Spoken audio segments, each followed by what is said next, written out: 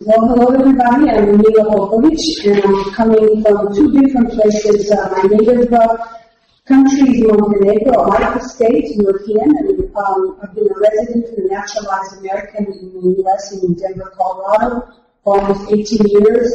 So I am residing in the empire of the day, and it has been a very powerful perspective, a kind of a double vision on my own life as well as the life of others in political movements and socio-political developments in the world. It has been in many ways a privilege and also in many ways a great challenge, I should say. What I was intended to talk about today was the role of human relationships in individual and social development and networking as well as part of that. And I thought of it as a quite market economy kind of turn on networking. And I would like to introduce some other terms later on because I'm going to first and foremost speak about restoring the order of care amongst for ourselves, amongst ourselves, and for our environment. And that is what was on my mind as I thought about the role of human relationships. But before I go into the discussion of the order of care, I wanted to share with you a very, very old story.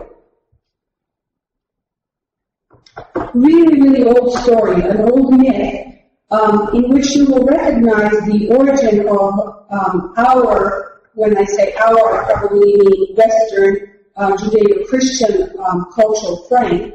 And it's a story about goddess Inanna.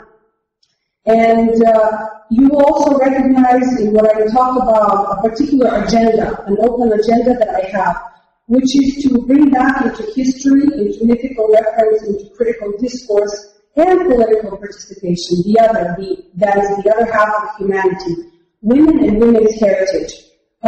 Therefore, you will hear me refer to so many women creators over the next couple of days in my talk, and I kindly ask that you pay attention to them and honor them in the spirit of restoring the historical care of the heritage of these women that we're just now sort of uncovering and we've been trying to bring back into public focus and educational focus. So the story of goddess Inanna has been recorded by the very first known poet in the world, and she happens to be a woman. She was a Sumerian princess and a priestess, and her name is Ljudmila. Born in 2285 and died in 2250 BCE, which means that we have very precise record of her life, of her position, but we also have a precise record of her body of work, because she left a whole book of hymns to the gods and goddesses that have been passed on apparently to not that big of a broad public, but are very well registered, known, and translated as well. So if you wanted to know who the earliest recognizable author and poet in the world is, that is Ljudmila.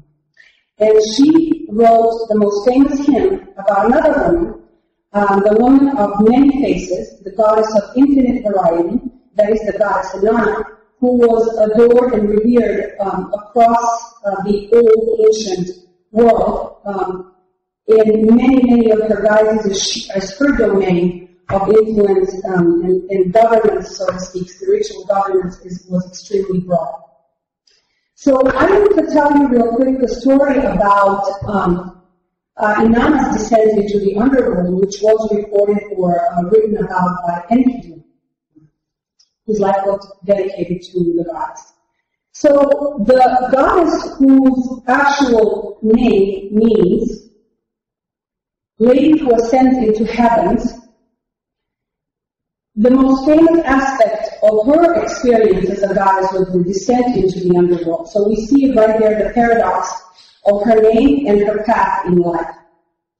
What happened is that she was at the peak of her power, as you can see by her dress. She has many layers of lavish attire, insignia of power, and the ruling of the natural world represented especially in the lion.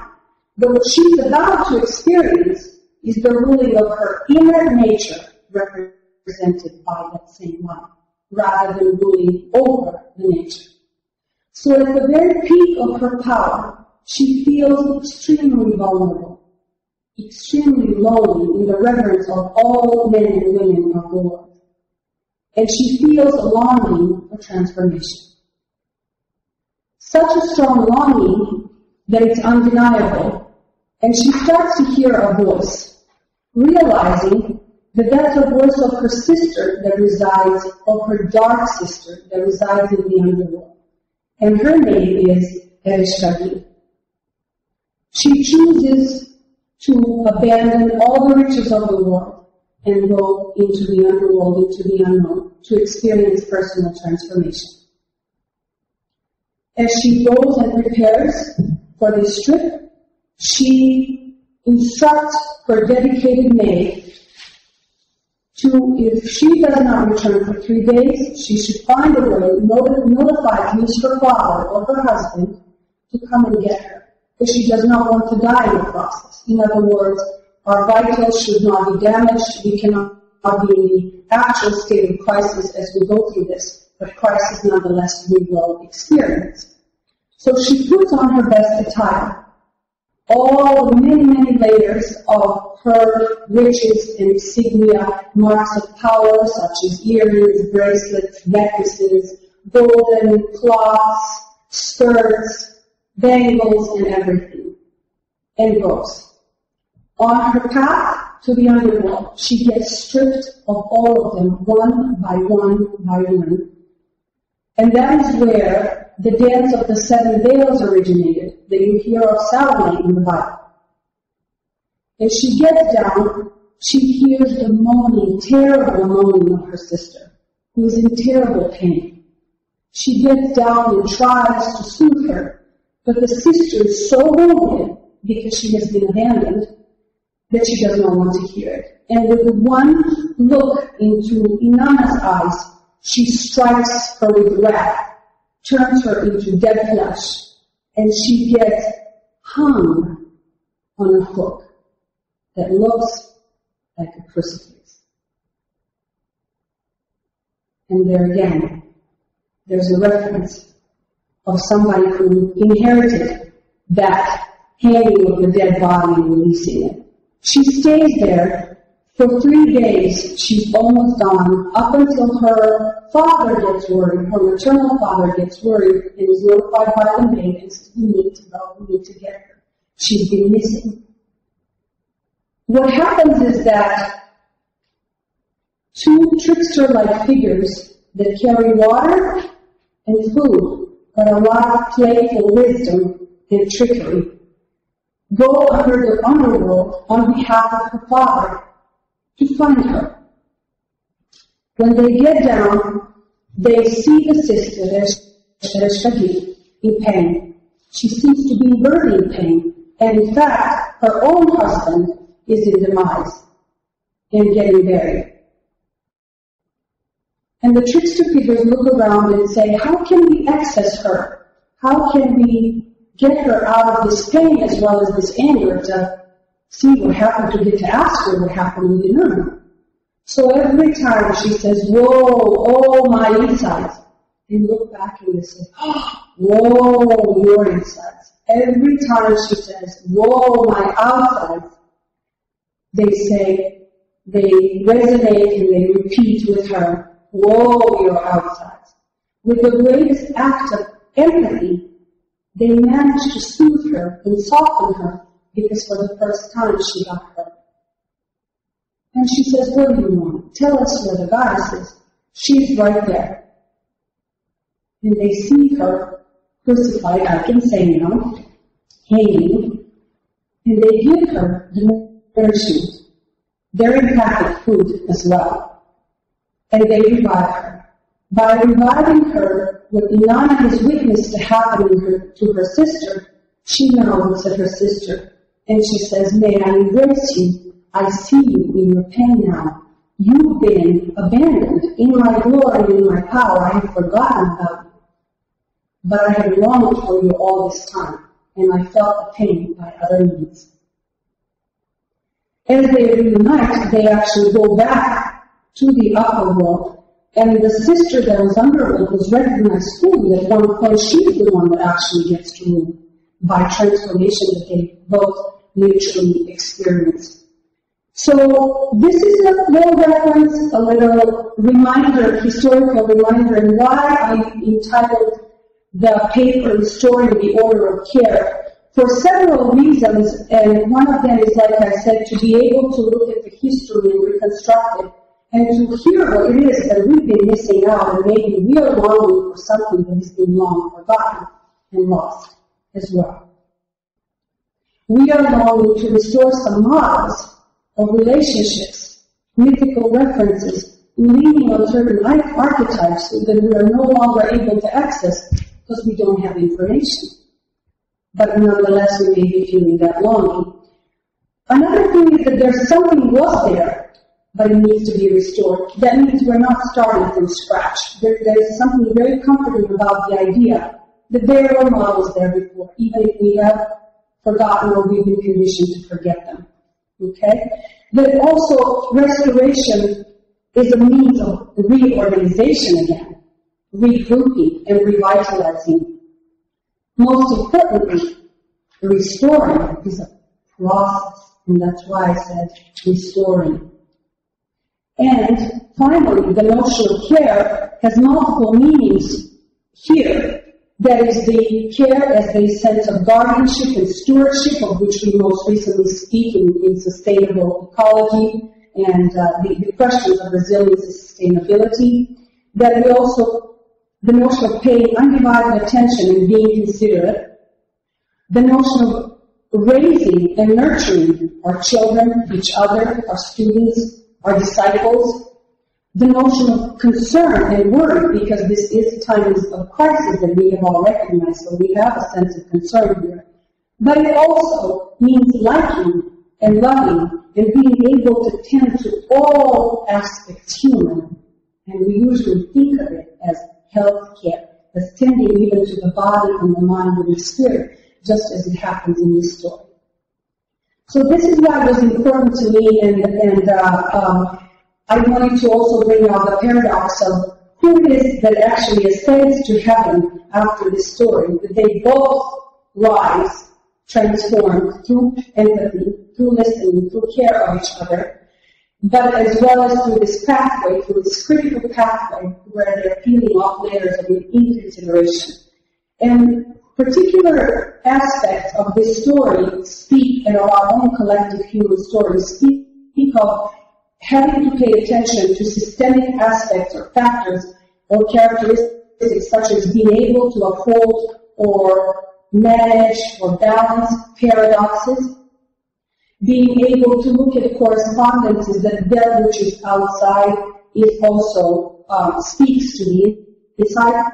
That which happens on the micro scale of an individual is affecting macro scale of society or planet, as well as the key notion of relationships. How we relate, how we connect is the way how we're going to go forward and to transform and go forward. So this is my way of setting up, and what I liked about it especially that it pays compliment to a very powerful presentation by Gary about an entrepreneur in the modern world, of whom he also said he was exposed. He went on a sort of a spiritual journey to India, to elsewhere, to a different continent, to a different culture, different language, and was influenced by Buddhist thought or Hinduistic thought, that's where his actual personal scope of influence grew tenfold, that he had to experience crisis to be brought down to his knees at the peak of his power in order to expand himself in even grander ways. So the challenge is the ultimate opportunity, or crisis as the transformational opportunity. So this is why I wanted to reach out to female heritage as joint heritage and to an ancient story to kind of complement that as well. So as I looked into this course, I wanted to point out a couple of things. This course examines social evolution of human individuality in its ingenuity, creative potential, exquisite individuality, and charisma, political aesthetic subjectivity, conscious and conscientious leadership, regenerating, revitalizing, reinventing, and imaginative capacities. That is, it looks into the microcosm of a human individual and how it relates to itself, to others, and its environment. The inquiry of this research always keeps in mind, and in heart, I should say, the relational nature of individuality, the correlation between the micro and macro scale, the co-creative relationship among individuals and their environment, as well as the human embodied and embedded system within the greater cosmic system. In the context of the present historical moment, we are facing internal and external crises that nudge us toward the limits of our capacity to reimagine and revitalize ourselves. And yet, this historical moment can be seen, experienced, as well as engaged as a moment of kairos, a ancient Greek concept and term which means the most opportune time for self-transformation, as opposed to chronos, which is chronological unfolding of time. This is psycho-emotional unfolding of time that can happen on a personal as well as societal level. So this is my way of looking backward as we are imagining forward and revitalizing forward.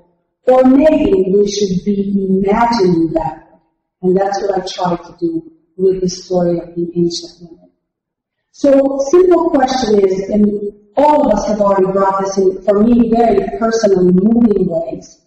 The question is, what kind of human being does it take, will it take, to sustain, but also to reimagine and recreate the self in the world in this pivotal moment for all of us? What kind of person am I right now, and am I going to be and need to be and will be becoming to be working towards something that I set out in my personal goal, but also that I register as a humanity's need, not as a goal, but also as a need. So, what kind of human being do we need to be and become in order to sustain ourselves in the age of paradoxes? And we have already spoken about so many, we've given so many examples of the fast-paced change, as well as upholding simultaneous paradoxes right now. So, points of the way I have gone through this thinking and this research and this inquiry is that first and foremost I thought the points of view and approaches, which is interdisciplinary approach. And the theme all across the board that reemerged, which you spoke of, is the theme of interconnectedness. So interconnectedness of all forms of being. Interconnectedness of perspectives, and then access to the interconnectedness of disciplines here. What we are witnessing right now is an incredibly remarkable convergence of knowledge that is coming through, particularly my research here, came from philosophy, social science, psychology, humanities, neuroscience, quantum and theoretical physics, theoretical biology, political theory, and activism. In other words, the question that I asked is supposed to lead to a conceptual engagement and practical engagement, and we really should not see them any other way as opposite each other. Your writing the word is your activism, and there should not be no guilt tripping here, as well as any act of one-on-one with anybody. The question that Alberto asked, how am I treating you? How am I treating myself today? What is my emotional state of being right now? Is the measure of that as well. So I've looked at this interdisciplinary approach only to find out that the theme that emerges, the notion of interconnectedness amongst the disciplines, amongst ourselves, and amongst the perspectives on reality, because we live no longer in the age of axioms. We live in the age of perspectives. And our truths, personal truth, will have to realign and align together and coalesce together in order to move forward into any kind of social transformation. And then the question, of course, if we look into things as they are today, what is the state of affairs? And we assess first and foremost what is the state of my own being and what is the state of being and well-being in the world. and ultimately I would want to look at consequences and opportunities, and what it is that we can do about engaging the self and the world. So when I'm looking into having a penchant for philosophy and coming from critical theory, I looked into the work of the continental philosopher Jean-Luc, an incredible mind, a French philosopher, and one of his books that I particularly like called Being Singular Plural, in which he states, assessing the state of affairs in the world. In fact, it might be that what is happening to us is just another sort of Copernican revolution of social being. Be a close reader as well. Pay attention to a fine paradox at the very beginning. He says, in fact, it might be. So his inquiry into the truth will go from the factual, what he's observing of the unifying movement of the social being, of which John spoke, for example, about the Arab Spring and interconnectedness and the desire for greater connectivity. But then he says, it might be. He's putting he's self-effacing his own perspective, and I'm waiting for you to come to me as part of our collective social being, as my reader, as my co-creator. Anything less than that would be dogmatic and imposing. What is happening to us is just another sort of, a little deflating moment here. That means don't let it get to our head. There's a lot of work to be done. A Copernican level version, how small is that? Okay, a whole constellation of social being. Present historical moment can be seen, like I said, as kairos, particularly fortuitous moment for expansion out of crises. And this is what also John referred to, and this is what John Nancy refers to. This is what also the work of the famous Noam Chomsky refers to, where he said after the fall of the Berlin Wall, when we were almost allowed into security of having these two poles, of having our world bipolarized, we're almost nostalgic at one point.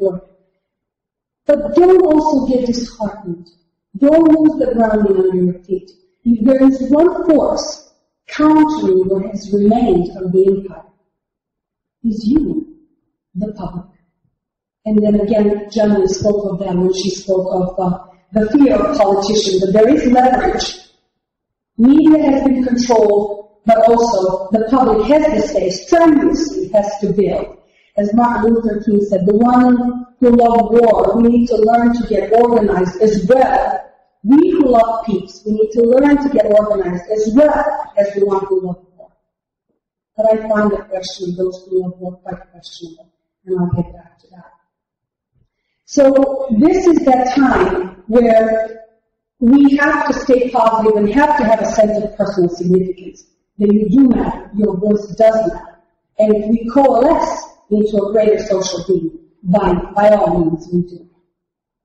So there's a notion of shared vulnerability that we experienced, particularly for our historic moment after the fall of the Berlin Wall, but also fright, which brought about, as its leverage and its counterpoint, a sense of solidarity. So solidarity in the common world is for Jean-Luc Nancy much more than reaching out. It is, in fact, constitutive of subjectivity in that a being is always a being with one another. Être avec, or être les uns avec les autres. I have added another slight reformulation, variation to being for another. I remember going to America and my world exploded because it's a continent. I came from a small country with its own really deep roots, a lotus of its own kind, that came to a huge country with incredible landscape and the most amazing knowledge that came with one word, attitude, which I knew. I'm an English major, but I felt it when I was in America. And I knew the power of attitude, focus, and intentionality as opposed to a sense of fatalism that I felt in my own country. So when I walk down the streets, I always had this question in my heart, looking into people's eyes, and I left out to go to Colorado, but people do look into your eyes and they smile. And I would always ask, what am I to you? What am I to you? And that is a question that remains about industrial and post-industrial alienation, not just a matter of changing the cultures and migration and things like that.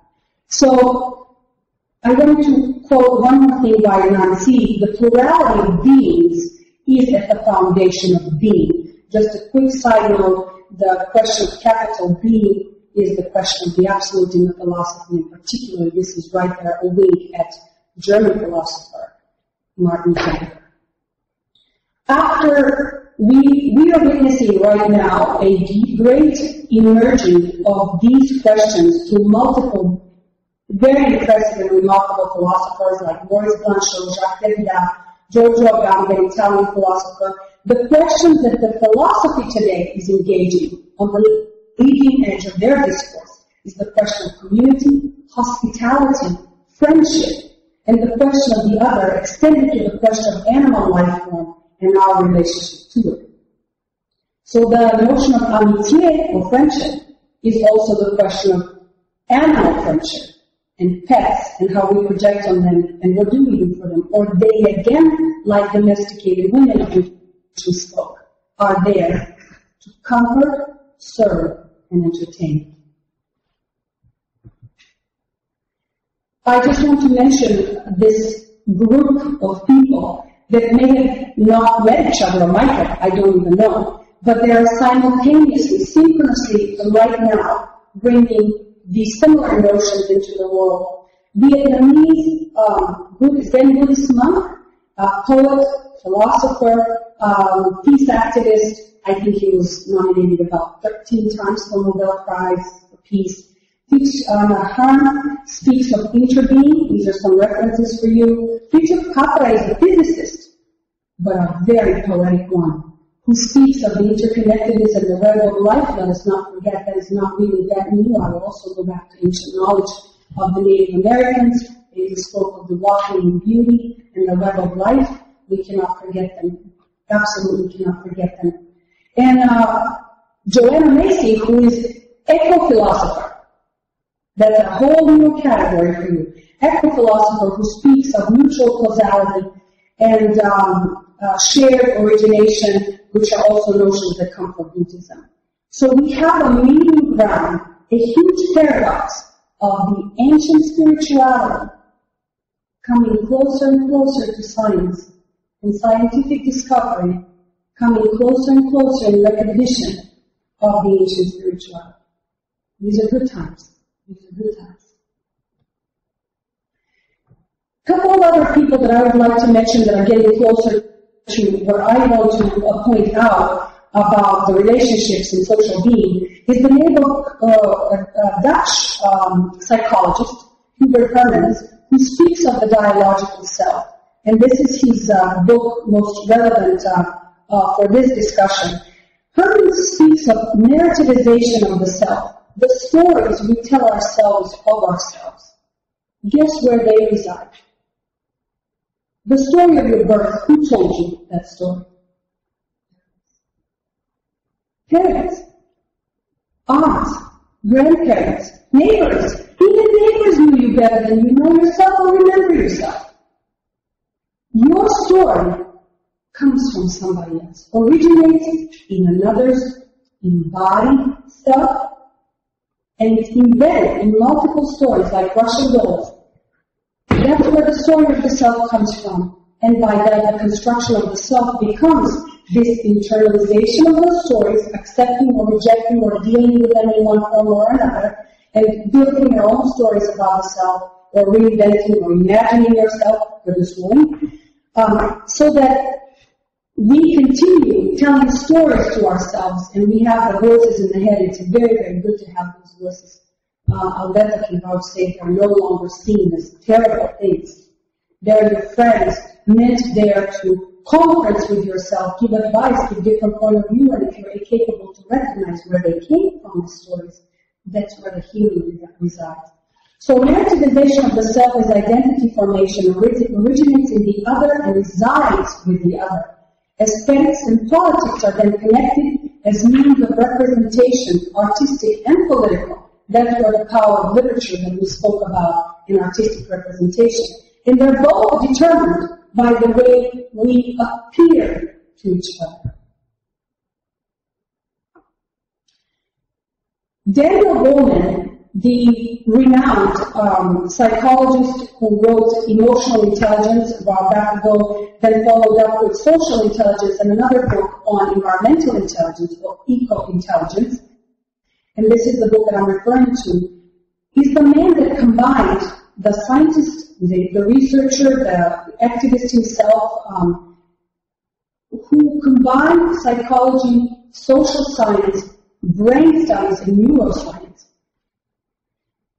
Through his research, through what he brought together in an interconnected way, he spoke of the fact that we are actually wired, neurologically wired for connection, that we are neurologically wired for empathy, that it's only when we have been damaged in one form or another that we lose sense of that, to which we can be restored. Our neural pathways are malleable and influenced by our relationships. This is what Alberto was speaking about. The emotions of others have deep biological impact on us, on our gland system, on our moods as well as emotions, on our biology, all the way to restructuring our DNA. Our DNA. So my question about relationships is that we have to see a whole set of order of care that goes, first, the relationship we have to one's body, to our body, and that there's the beauty of impermanence of the body. We take it for granted. We self-flagellate or mortify flesh in certain religions. We deny its validity because we always want to transcend it. We push its limits in another mindset.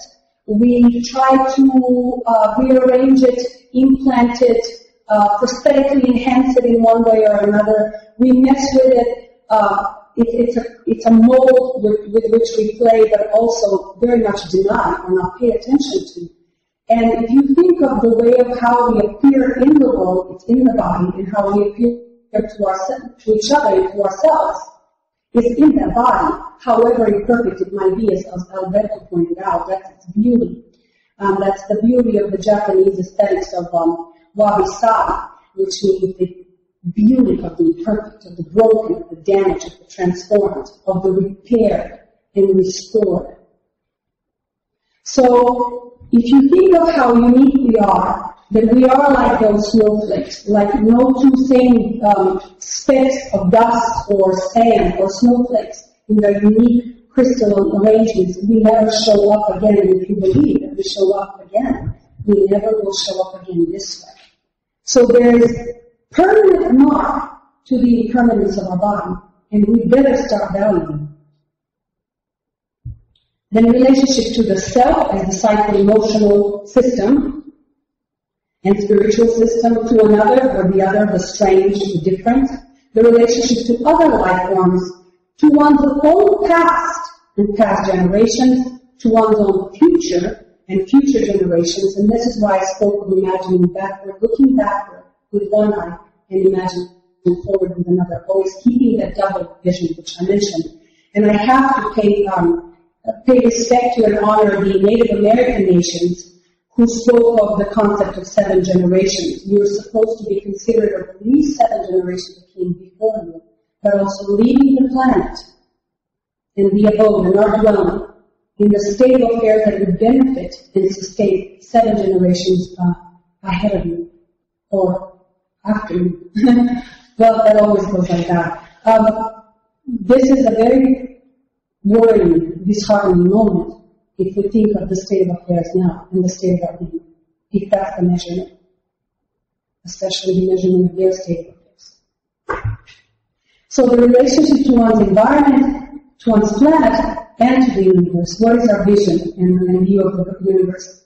So when I speak of the restoring of the order of care, I would like to take all of these aspects I mentioned before into consideration, the paradox, the correlations, that we are discontinued. We're the pinnacle of so many generations. We are the inheritors in our DNA of so much literature, so much encoding, all the information of the stardust. And that we are continuing to see ourselves as there's a sense of restored human dignity about who we are in the body and in our internal encoding.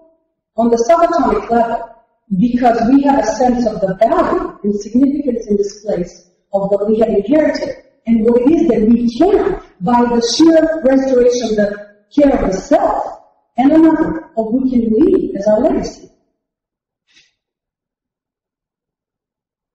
So, I have been concerned about the damaging effect of the order of overpowering. And there is something that I need to say today. I haven't heard it said before, and it may sound harsh, but it needs to be said. It may sound initially harsh, but it's actually gentle because that means that it can be restored and people can be healed. Patriarchal mentality is not just a narrow-minded, shrunken-hearted, perpetually insecure, precariously self-serving, overpowering, sickly possessive, and domineering ideology institutionalized. Patriarchal order or mentality is a psychosocial disorder. It's a psychosocial disorder. And as harsh as it may sound, diagnosing half of humanity, this is not setting in vindication at all. Out of care and concern that we all need healing. And by all means, we're all victims of that work. So the sooner we call it and recognize it for what it is, the sooner we will all start our healing processes. No pills, please, as a quick fix and a cop-out. It takes time for reflection and transformation. On labeling women and all others as different human beings, crazy, too much, not enough, too loud, too emotional, irrational, abominous, are all the monstrous things men, but also patriarchal women, do to their own psyche. First, believing it serves them, but it drains their soul and spirit, makes them impotent, and impoverishes all of ours and their relationships. That is why to imagine taking away those same crazy women from them, in fact, reminds them that their world will crumble and fall apart. Their social status becomes unimaginable exactly because it relies on the ownership of women, children, cars, houses, jobs, titles, land, other nations, animal world, space, airspace, and everything there. Unfortunately, it persists everywhere in a variety of forms by which women are mistreated and abandoned. Men are overpowered, conditioned, used as war bodies. Women conditioned to serve another's fulfillment rather than fulfilling themselves. Ethnicities enslaved and subjugated. Children disciplined in patriarchal ways, abused, indentured. Elderly, neglected. Environment ravished. Masculinist mentality rampant and unchecked, bent on overpowering, subjugating, owning, controlling what they should be controlling, and sublimating within themselves. Mentality marked by fundamental lack that grabs, ravishes, hoping it can fill its psychic void by devouring, controlling, owning others. It is everywhere. It is in each one of us. So what kind of new model can we create to alleviate the damaging effect of the order of overpowering? Our fellow and remarkable woman, remarkable academic mother to rely on, Leanne Eisler, was the woman who actually researched back the female history and female heritage only to speak about the fact that we did have an order of care, which she called the partnership model to counteract the dominance model. So she introduced these terms as a useful terminology and concept for academic exchange and understanding of the state of affairs and state of being. So one of the things that we can recognize is that we have shared vulnerabilities. Think of it this way. What kind of friends and partners would you like? I'll tell you what it might be, as John Clancy said. When I'm crumbling, when I'm weak, when I'm vulnerable, when I'm in a state of crisis, insecurity, or fear and anxiety, I want somebody there who can say, whoa, your insides. Whoa, your outsides. I feel you. I hear you. But I know you're made of. And I know this is transient. I know this is flow. I can look into your eyes, look into your soul, and know what you're made of. You will rise without denying the pain or cutting off my painful process, because there's value in it. In my utmost moment of glory, hopefully using some bigger words,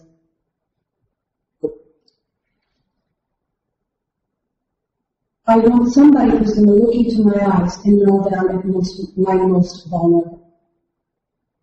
Somebody who, when I descend from that staircase, will hold a hand and say, oh, maybe those heels were too high today. And they will know why my knees shake. In that sense, remember the story of Ljudmila and her sister Vishka, whose name is worth remembering, it's difficult to pronounce. We have to recognize that. Then we also have to recognize on the positive, wonderful, not that vulnerabilities are not positive, these are the processes of restoring, of breaking down and restoring. Hopefully not as violent, but nonetheless necessary. We have an innate desire to feel better. What has moved me tremendously today out of my own outrage over patriarchal order or sheer brutal force, what shifted me today is to hear Rebecca speak of empathic understanding of the empire. If we look at each other and understand that whatever we do, whatever anybody has ever done, and I mean even Hitler, because we are putting him up as the ultimate image of the deviant genius, he is human. Whatever has anybody ever done, will do, and is doing, is out of the need to feel better about themselves. Period, to feel better. Some, I want help. Some, I want personal significance. Some, I want a sense of power because I have been stripped of in one form. And it goes to extreme. It's equivalent to the power that the energetic charge that they have within themselves. If we recognize these two and are able to look at each other with these, there's a wonderful start. The state of affairs and the state of being of today is that we continually oscillate between fear and distraction. This is how our media function, this is how our politicians function, that always a country has to create an external threat in order to keep itself coherent, thinking that this is how we keep unity, this is how we keep us versus them.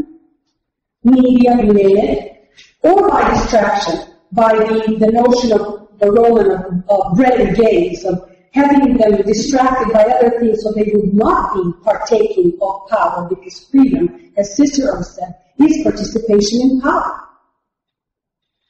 So if we recognize that we oscillate in a polarized world, that our own world, intimate world, our everyday activities are polarized between fear and distraction, then we will also know where to start, where to be conscious and conscientious about our processes and our self-reflection, individually and collectively. So, a couple of notions that I would like to build on after this as a collectivity and in the importance of our relationship is the notion of co-creation, that we co-create our reality that we can be adding value by sharing, and love is that thing that you can share and only multiplies by being shared, it doesn't get reduced. That you have a personal scope of influence, that each person, and this is something that my own dear mentor, who I have to mention today, who has seen me, who has recognized me, Igor Strauss, and Gary Jacobs, another dear mentor, I kind of appointed him as my mentor who didn't volunteer, that they've spoken about every single individual as a node, as a network in and of herself and himself, capable of influence, capable of creation and co-creation, but creation of a culture of care that would start from the one individual that knows and feels that one is many and can affect many. So conscious and conscientious development. My own conclusion to what I've seen is that your life, my life, is as great as the extent to which you can make the lives of others greater. That is the new also notion of leadership. If you are able to uplift, build, empower others, that's when you're called a leader. And finally, how can we cultivate in ourselves, in others, and in the way we relate to the others' belief in the evolving well-being and a sense of greater safety and connectedness, while refining all resources for the betterment of our individual condition as it intertwines with our collective. Toward such sense of responsible interconnectedness, it's a process, continued transformational education or development lead by fine-tuning us into sympathetic vibration. And sympathetic vibration is another thing we have discovered from the arts of tuning, say, two violins and guitars, and that's what also later on Einstein called the entanglement or the spooky effect, realizing that if two atoms one smash, they can be separated to two different parts of the universe. What happens to one, the other would feel, I will venture out to say that word, will be affected by it, will register. So, fine-tuning, say, two guitars. If you fine-tune them together, when they're separated in different rooms, you strike a string of chord in one, the other one is vibrating. That's how finely tuned we have to be. Such vision traces our individual growth from the struggling survivors to political subjects to self-governing individuals and into the co-creators as we rise along the consciousness and conscientiousness scale of our own capacities and responsibilities to ourselves, each other, our planet, and beyond. This was my way of looking back, looking inside, of imagining forward, and looking outside towards each other and into our own space of significance or place of significance in cosmos. Thank you.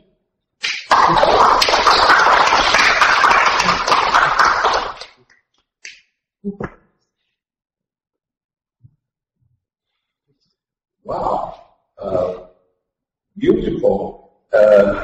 I've been impressed by everything, but I would like to comment something you said about Kairos. It's my impression that we have become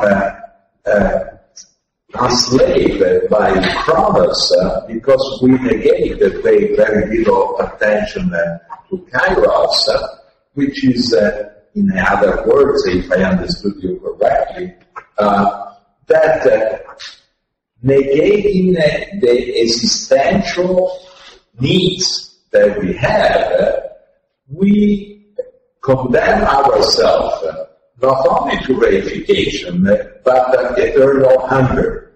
Because all the chronos or material possession that we accumulate could never satisfy our hunger. The other point that you made that regard Nancy Etravec, Did I understand that correctly? This is in the tradition of Buber, the philosopher, that underline how to be me. I cannot be a monad, I cannot be a reificated me. I can be only alone, a reificated me. To be me, I need the other, And so, also, our evolution is an evolution of life as mammalian. So we are a social being. The moment we are hypnotized by believing that we can stand alone, unfortunately we do.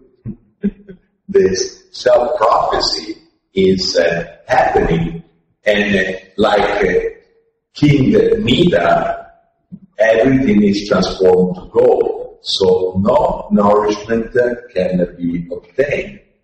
And then another thing that you said, Amoy, about the multiple selves is that in my life as a psychotherapist, I'm a client-centered psychotherapist, I have had a lot of university professors, well-educated people, and I've been impressed by how ignorant they are about what is mental health. A lot of time, I got clients, and this talk about the society in which we live in, how deprived of real knowledge. People say, I hear contrasting voices of me. I want the thing, but I also want the opposite. Doctor, tell me, am I crazy? And I always answer, God, means you're pretty healthy. The healthy individual is in contact with all the parts of herself or himself. And so he perceives different needs. Now, a well-functioning individual has to be able to put priority in all the different needs, all the different bodies, and decide which is most important at the moment. But to think that health is a one-way business is not to understand life. And I really appreciate your passion also in what you say. Do we have any other questions? Should I add our answer to this one? I may have a comment. Okay. Please go ahead. I'll be brief so we have more time. When we asked about Kairos, and then you said we are only enslaved by Kronos, and that's particularly this mentality of producing and consuming. We also spoke the danger of consumerism on the psyche and on the overall sense of well-being and health in that sense. Kairos, it requires a refined perception, with being able to recognize that a tough moment could be that moment of opportunity. That the moment where you're not producing, the moment where you have writer's block, could be a moment of flow, of incubation. If you preclude it from evolving, you may be, for a long time, and terribly detrimentally, chronically stuck, chronically by developing a chronic disease as a manifestation after effect. We do not speak to our children, to ourselves, our own partners of the flow. And I will venture out to mention, Leanne Eisler also spoke about the connection to sexuality and spirituality. We are very, very violently adoring on male virility only in the state of arousal, without taking the flow. We're terribly damaging male psyche. Terrible. We're not honoring the entire human being, and neither are they able to. So, in terms of sensual flow, in terms of spiritual flow, there's time to go underworld, within yourself. In fact, the eco-philosopher Joanna Macy said something, I'm paraphrasing, I can get you the quote tomorrow, but she started her sentence this way, because we're so into speaking about human rights these days, but we don't apply them to ourselves and to our own flows. She said, you have the right to pause and to tend to your inner state of being, to your spiritual self, to your emotion. You have the right to sit and not produce at this pace, and not produce at another's pace. You have the right to drive your own pace, which is not something we get to. So the interesting thing about kairos, you have to have the fine conscious perception, even when you're called up, that you know this could be that moment, this could be the moment of incubation of an idea. Also, it is marked by a sense of wonderment and enchantment. Then you see your downs are not so down, and they don't last as long. And your whole worldview on the world becomes a worldview of enchantment and a sense of possibility. And it is also marked by will to invent. I will mention a dear professor of mine, Eric White, who wrote an incredible book called Kaironomia, or The Will to Invent. This is why you have representation of how we imagine the creative process goes and how it actually goes. And this is why the will to invent, the time to imagine, takes its own time. It's a different kind of time. It's a different kind of pace. It's a different kind of process. So, thank you for reference to Google, and absolutely, and as far as, there is no such thing as, truly such thing as pure self-determination. There's only determination in relationship to another point of reference. Even if it's negative determination, meaning I am not you. We are not you guys. You are the enemy. Even if it's negative, we need those enemies, the bad guys, so that we can pet ourselves and feel better while, as we're doing now, we're slipping into our own blind spots. So the individuality of which I will speak tomorrow is processual, it's dynamic, it's multifaceted, it's multivalent, and relational. Gary, you read? Great. Thank you, Mila. That was really beautiful, very inspiring. And it made me try to reflect. It brought a lot of thoughts to mind. I'm not sure they'll be well expressed. But I was trying to reflect on this in the light of all that we've talked today and what we're going to be talking about the rest of the week. Some thoughts came to mind. I don't remember what triggered it, but you made some reference to the Cold War. I don't remember. But I remember last month Alberto and I were in Moscow for a meeting at Green Cross International, and some of our Russian friends were somewhat understandably disheartened by the things that are going on now. I think many people are in different places. And we had a discussion with some very bright economists and those who are as concerned about the breakdown of positive steps after the end of the Cold War.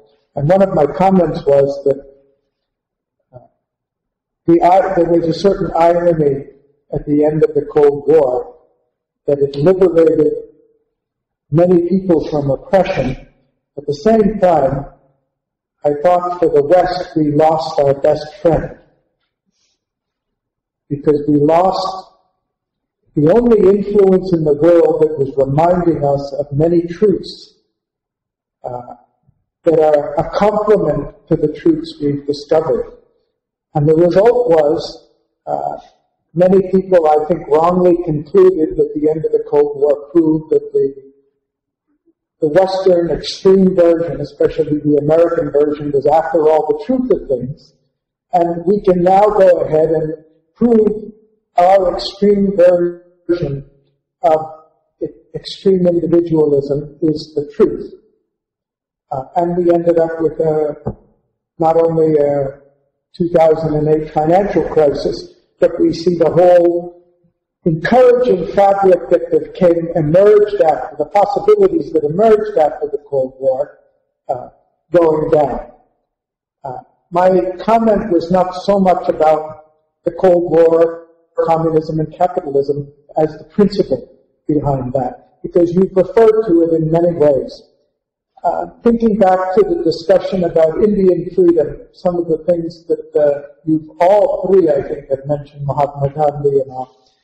One of the ironies of the Indian independence movement is the real enemy was never Britain. Britain never actually came to India to conquer it. Britain came for trade. But what they found was a nation so divided and fragmented and more concerned, the kingdoms more concerned with competing with one another, that it was very easy to play one off against the other, and they found chaos here. And finally, first the East India Company came in, and finally the government of Britain said, look, this is too much confusion, we better come in and set some order. And the truth of the matter was, for the vast majority of the Indians, including especially the elite, they thought it was the best thing that had ever happened to them. I've been deeply inspired by a great Indian philosopher, Sri Aurobindo, who was actually the first Indian political leader to declare that the goal of India's resistance to Britain should be complete independence. That was in 1904. The irony was that India had a movement for self-rule for 30 years, but the Indians never asked for independence. They never even conceived that they should be independent. The truth of the matter was they were proud to be a subservient part of the British Empire. And when not only Sri Aurobindo, but a number of other freedom fighters who preceded Mahatma Gandhi by about a decade, when they started talking about this, that we must be free, the vast majority of the elite said, I don't think we can ever govern ourselves. No, without the British, how can we survive? Again, my point is not about India either, but it's about, if we're going to try to synthesize the poles of what we're hearing, I think that when we see opposing forces, there's a certain self-justification in them. And what finally happened in India was Mahatma Gandhi convinced the Indian people that they must be free, that they wanted to be free, and they must declare their freedom. And I think it was common sense. There were only about 100,000 Englishmen in a country of 300 million. There's no way that 100,000 Englishmen, even if they're armed with rockets, can contain a population of 300 million, unless that population accepts the subservience. And that was the real genius of Mahatma Gandhi's Salt March, because he said, look, we don't have to fight them. All we have to do is ignore the British rule. And so he said, go out and show that you have complete disregard for the British rule.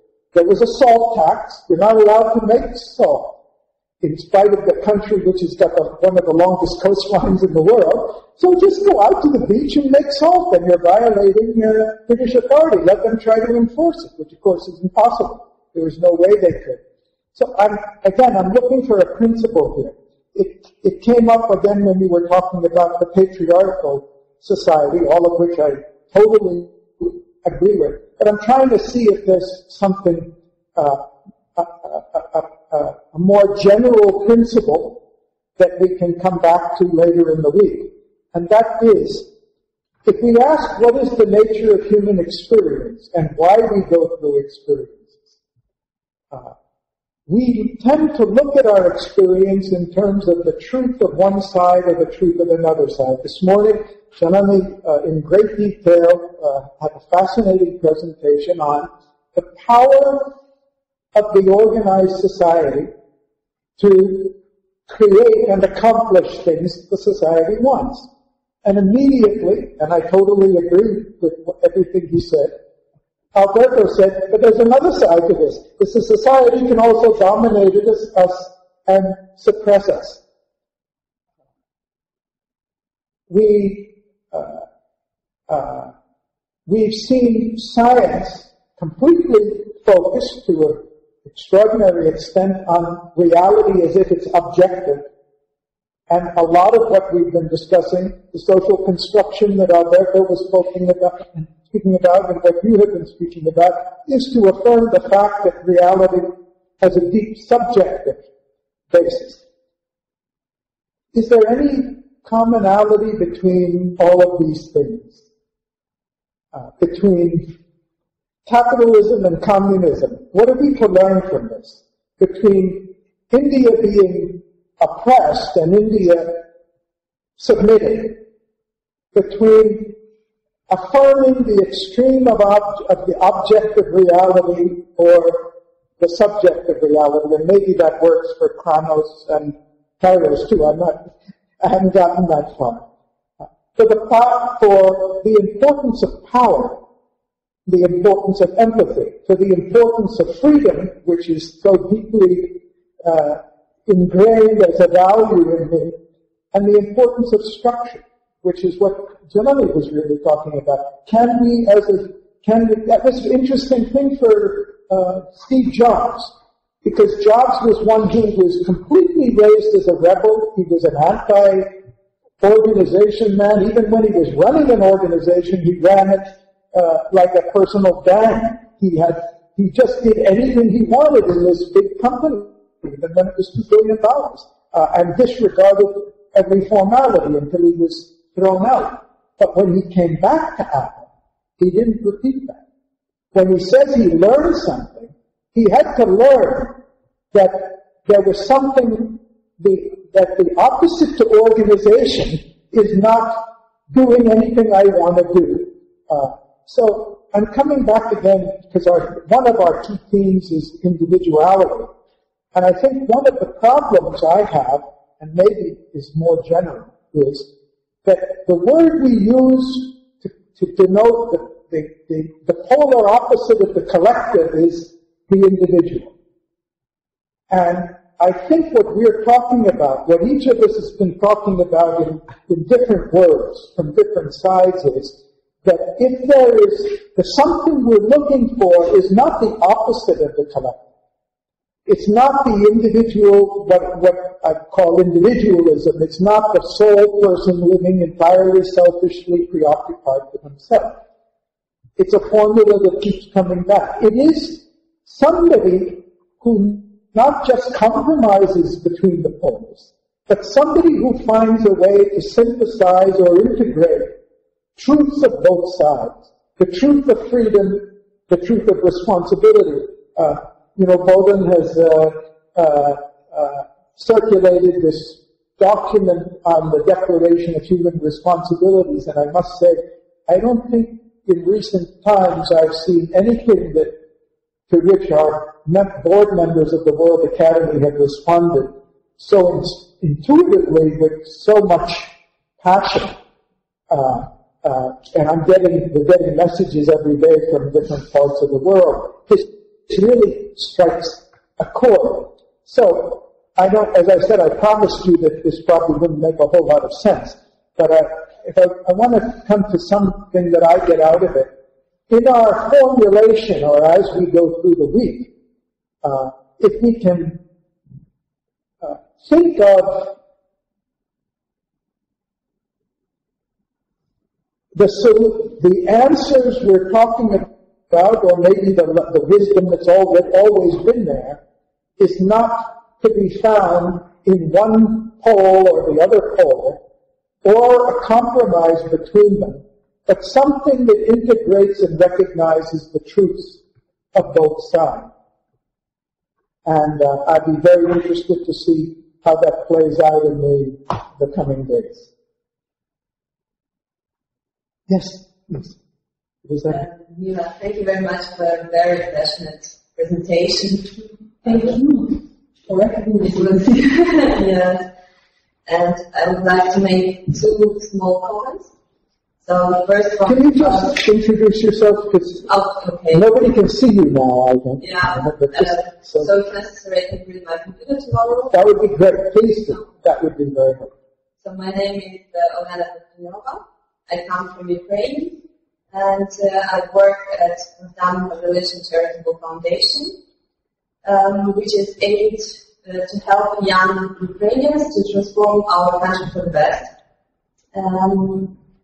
Well, this is a little comment on me.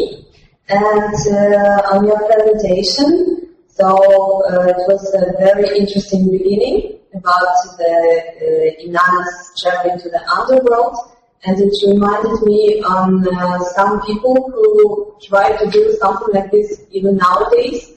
It reminds me of the term downshifting, when they abandon all the possessions, etc., the CEOs of huge companies. There are really few examples of such thing, but still they abandon all their possessions and go to rural areas, live in small houses, together with nature, just to make a deep insights into the spirit and soul, to understand what they are really meant for. They take such a course in their life and look for the moral values they forget. But it's really a rare example. But it's a privilege, don't you think? Yes, and you have to have power, moral power to do that. And the second remark is about what Gary Jacobs said about the Cold War and communism and the end of the Cold War, which was when it was over, you have lost your best friend. This is true now because, as you all know, we now experience the open aggression of our dear neighbor, and this is the factor which provoked a real solidarity of the Ukrainians inside the country. Probably the best factors which provoke solidarity or which cause solidarity is fear and destruction, as you said. But in our case, it was really the remedy, because before that, Ukrainians did not feel themselves as a united nation, and today everything changed. A great patriotic spirit among the nation, and people call each other like brothers and sisters. So the war with Russia is really our friend from this point of view. Paradoxically, yes. There's something about this we have to learn about the nature of experience and what we're supposed to learn from experience. This is a very good example. And I'm sure we will have an opportunity later in the week to learn much more about what the foundation is doing. I have heard it from Morgan at length, but I think everybody else would be fascinated to hear about it, so we look forward to that opportunity. And Lauren, you have been quiet, but going to take advantage of this minute, if you can just introduce yourself and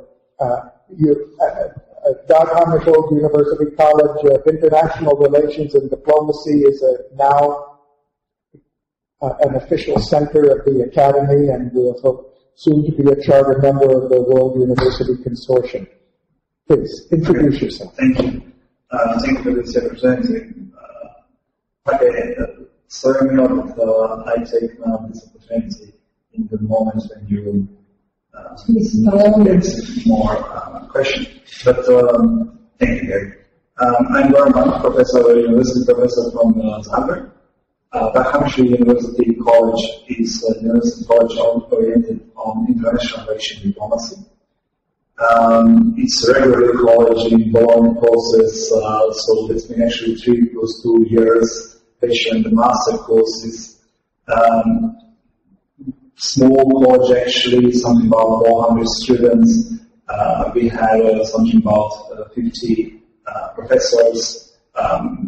Some of these professors are engaged directly at the university college. Some of them are engaged on different other institutions. For example, University of Zagreb or Ministry of Foreign Affairs of the Republic of Croatia. We are very lucky to be the part of this project, this new project, and we really hope we can involve this project in our study program because we truly believe that some kind of progression, some kind of new knowledge we need to boost to diplomatic school of Croatia to open our students to new culture, to new vision, to new world. And we are really happy to be here. Thank you. Thank you, Vishnu. Do we have time for some responses? I'll go in reverse order. Thank you, Gordon, a lot. What I'm hearing from you when you speak of the school, and I happen to know about the school through Igor Strauss, of course, and his work. What I'm also recognizing from your work and what's happening in the world and my own research connecting all of them together is recognition of the universal human condition. Then coupled with these things. So recognition of the universal human condition. Recognition, identifying universal human values. We can do that. We know that. We know that. And they start from feeling and desire. Coupled with cultural diplomacy, coupled with education, that is the recipe. That is the recipe for moving individuals in a congruent fashion with other individuals to reach that kind of joint coalescing movement towards change within one country, within anywhere. And this is what I'm seeing, especially when you speak of diplomacy. I'm seeing the rise of cultural diplomacy, which is very, very effective. Not only knowing the ways and the beliefs of another to recognize where we have shared vulnerabilities, where we have joyful differences in ways of in our lifetime, but because it is also a joyful way of meeting through dance, through art, through song, through cuisine, through beautiful geography, meeting each other at places where we can see each other without the limitations that we are conditioned to feel, or we're conditioning others or ourselves. That has become a particular trend in a very powerful research field, point of engagement with the world and another. So another thing, Elena, thank you so much. When you speak of the situation, and it is very generous of you in the heat of what's going on, to be able to be so conscious to say, well, what if our neighbor is the catalyst of our unified spirit, for which we will be grateful sooner or later, in its paradoxical way. It speaks so much of you, of the magnitude of who you are, to be able to sit in the heat of these things and be able to recognize this. So, but you see, and this is a response at the same time to Gary, or thinking with Gary, I should say, that it's the generative universal law. It's not you that I'm saying, yin and yang. It's the generative universal law that on one side, at its tipping point, at its extreme, will create its counterpart. And if they exist, they will keep each other in leverage. If they coexist, continue to existing, if the other one flops or is out of the equation, then something else will have to be created. So it's the universal polarizing law, which we have to have for the flow, for a sense of contrast, for a sense of point of reference in order to move forward. Do they have to be brutal, as violent, as gory? No. They don't have to. We can still experience. We are so stuck you spoke of this, that even the victim of violence gets so stuck in the past that the sense of identity is attached to it, that they would not know who they could otherwise be, or not know what to feel. They would not have a sense of choice. It's like having somebody in captivity and releasing them, they can get crazed out because they don't know where to go, what to do with themselves.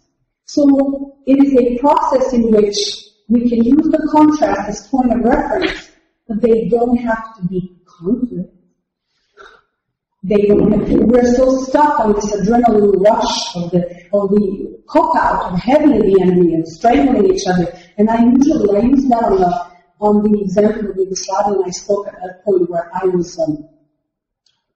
I got a really intense reaction because I was speaking in a very heated moment. I was telling them that they're holding each other, my brother and hug. And all of you together, nobody loves each other like you do. The reaction was shocking, and the negativity was directed at me initially. But the more I spoke the words of love, and I said, you love each other, you would not know what to do without each other. You would not know who you are without each other. And that's why you are holding each other in a choking brotherly stronghold of wanting to save each other from your own path or whatever it is. We had 3 people were in silence, not 2. This is genius. We got genius here. Yeah.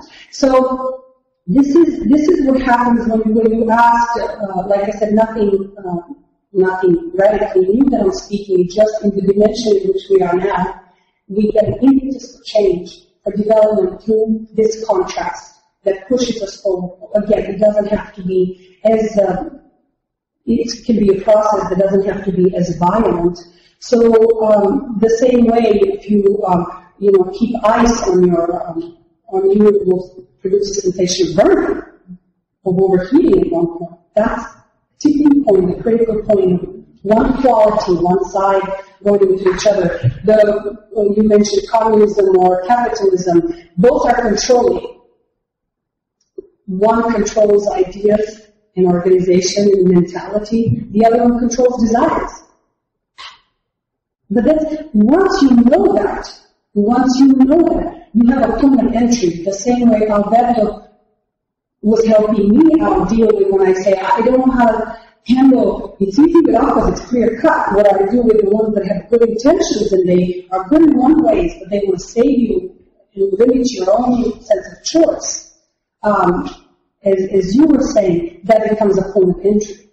Once you can recognize them in their state of being, then you say, well, if this is what capitalism does, then we have to start from rearranging desires. This is not my term, I wish it was.